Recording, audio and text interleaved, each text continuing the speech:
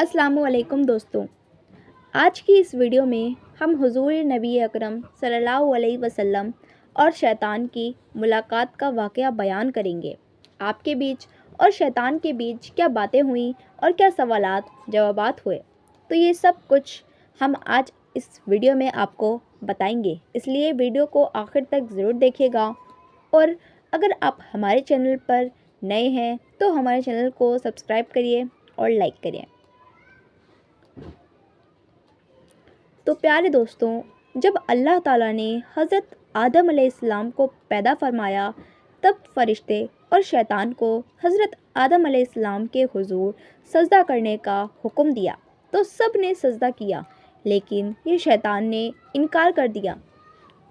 अल्लाह ताला ने भी उस लाइन को लानत के तौब के साथ जन्नत से निकाल फेंका, क्योंकि शैतान के जन्नत से निकल जाने की वजह से हज़रत इंसान हुआ। तो आपने हज़रत की आग बुझाने के लिए शैतान अल्लाह के बंदों को सीधे और नेक रास्ते से हटाने का काम शुरू कर दिया। मुख्तलिफ नदियाँ और रसूल के तौर में उनसे मुलाकात करता रहा और उनकी कौम को तबाह व बर्बाद करने के लिए अलग अलग चालें चलता रहा और उनको गुमराही में डालता रहा, और जिसकी वजह से उन पर नहायत दर्दनाक अजाब आया और उनका नामो निशान सफ़े हस्ती से मिट गया। एक मर्तबा जब हज़रत मूसा अलैहिस्सलाम से शैतान की मुलाकात हुई, तो शैतान मूसा अलैहिस्सलाम से कहा कि हाँ मूसा, अल्लाह ताला ने आपको अपनी रिसालत के लिए महफूज फरमाया है और आपसे हम कलाम हुआ है। मैं भी खुदा की मखलूक में शामिल हूँ और मुझसे एक गुनाह संसद हुआ है। अब मैं तौबा करना चाहता हूँ। आप अपने परवरदिगार के पास जाकर मेरी सिफारिश करें कि मेरी तौबा कबूल करे। हज़रत मूसा अलैहिस्सलाम ने अल्लाह से दुआ की, ए मूसा, हम तुम्हारी हाजत पढ़ लें। फिर हज़रत मूसा अलैहिस्सलाम शैतान से मिले और कहा कि मुझे अल्लाह ताला ने कहा है कि तू आदम अलैहिस्सलाम का सजदा करे, फिर तेरी तौबा कबूल हो जाएगी। फिर शैतान ने इनकार किया और शदीद गुस्से में आकर, जब मैं हज़रत आदम अलैहिस्सलाम को उनकी ज़िंदगी में सजदा ना किया तो अब मरने पर उसकी कब्र को क्या सजदा करूँगा। फिर शैतान ने कहा, हज़रत मूसा अलैहिस्सलाम, तुमने मेरी सिफारिश की है, इसलिए तुम्हारा मुझ पर एक हक़ है। चलो मैं तुम्हें कुछ राज की बात बताता हूँ। तुम मुझे 3 हालत में याद किया करो।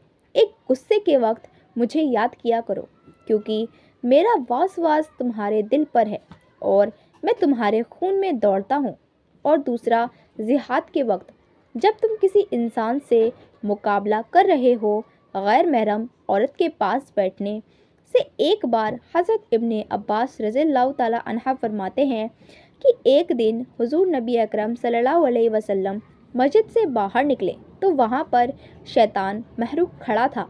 आपने फरमाया, ए कमबख्त, क्या चीज़ तुझे यहाँ पर खींच लाई है।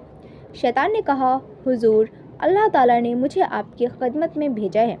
आप सल्लल्लाहु अलैहि वसल्लम ने फरमाया, तुझे अल्लाह ताला ने मेरे पास क्यों भेजा है, ताकि आप मुझसे कुछ पूछें। तो हज़रत इब्ने अब्बास रज़ियल्लाहु ताला अन्हा फरमाते हैं कि ए शैतान, सबसे पहले उस नमाज के बारे में पूछा कि तू इंसान को नमाज पढ़ने से क्यों रोकता है। हुजूर, जब आपको कोई नमाजी घर से बाहर निकलता है तो मुझे कोई बीमारी खींच लेती है।